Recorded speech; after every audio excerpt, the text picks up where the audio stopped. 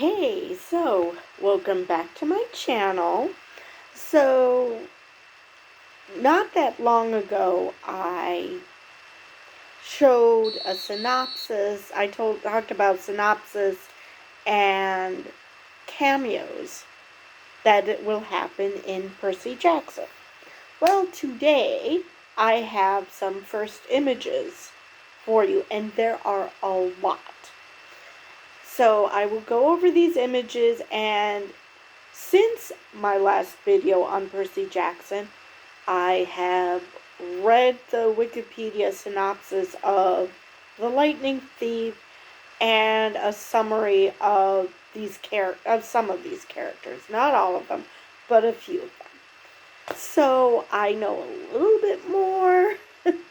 Not a lot, but I do know a little bit. And since they're already making changes, I've heard they're making changes to what's in the books, that probably isn't going to get me very far. But anyway, let me pick you up. Alright. So, the first image that we have, come on out of focus, is Percy meets Luke. And as you can see, he's wearing a Camp Half-Blood shirt. So, we have that. Let me slowly go through. And it says, Percy meets Luke at Camp Half-Blood, the start of what is sure to be a lifelong friendship. So, obviously, this is someone who's read the books. Alright, Percy Jackson, son of Hephaestus. So, we have Luke tests Percy's foraging skills. In the trailer, Luke remarks that we got to find out what you're good at, making this likely test to see if Percy has Hephaestus, the god of the forge, ties. Now, my problem with this whole thing, now granted, I realize that they're doing this for a bit of comedy as well, but I would think his mother would know who his father is. So I don't know why they're going through all this.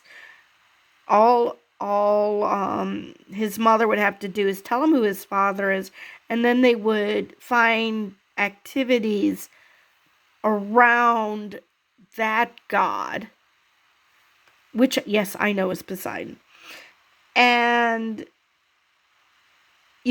that would be easier to get him to find out what exactly he's good at rather than this.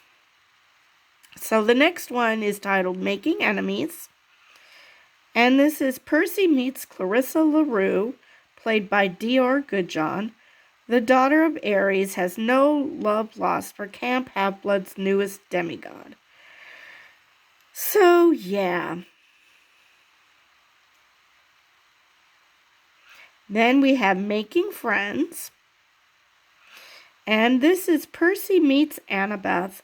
While the daughter of Athena is not yet head over heels for him, she is much more of a friend than Clarice. Which, I'm going to say, based on that last picture, is a low bar to climb. Alright. Satyr protection. So Percy sits with Grover at Yancey Academy. Grover is Percy's first friend in both the real and mythological worlds. So I take it that they were friends at school and not necessarily just met at Camp Half-Blood, is my guess. Okay, Centaur conversation. Percy is advised by Mr. Brunner, secretly a centaur in disguise. This alter ego of Chiron watches over Percy while he walks the mortal world. So, there we have Percy and Mr. Brunner. Alright. So, questing. And yay, we see a little bit of the true image of Grover. And it even says here, Percy, Annabeth, and Grover begin to embark on their quest. Grover is rocking his satyr form here, complete with his short horns and pointed ears. He looks adorable.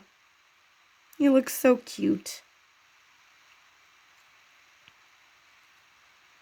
I assume that by that point that they know who Percy's father is. I still don't understand why his mother couldn't have told him that. Okay, Auntie M's Gnome Emporium.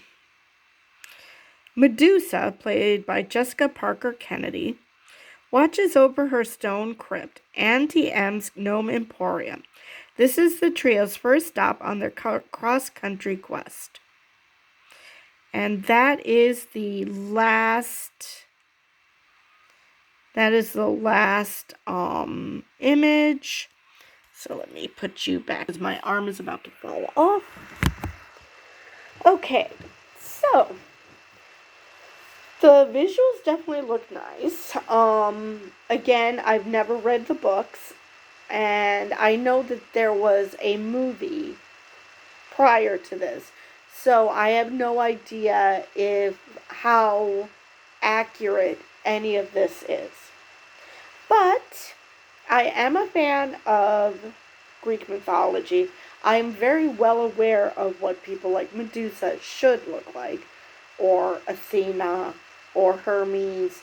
So based on that, they're obviously giving them a modern feel. For anyone who's seen the trailer, Hermes is wearing a hoodie. I mean, come on. It's played by Lin-Manuel Miranda in a hoodie. So yeah, this is a modern take on these characters. Well, those that are from actually Greek mythology. So, but this just excites me even more. So with that, if you guys have any comments about the images that we saw, put them down in the description below, because again, for the umpteenth time, I've never read the books. I read that the first one came out in 2005. That was long after I was an adult.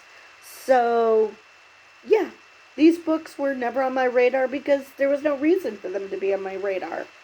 Because this is a book for young adults, and I was so not that by the time the books came out.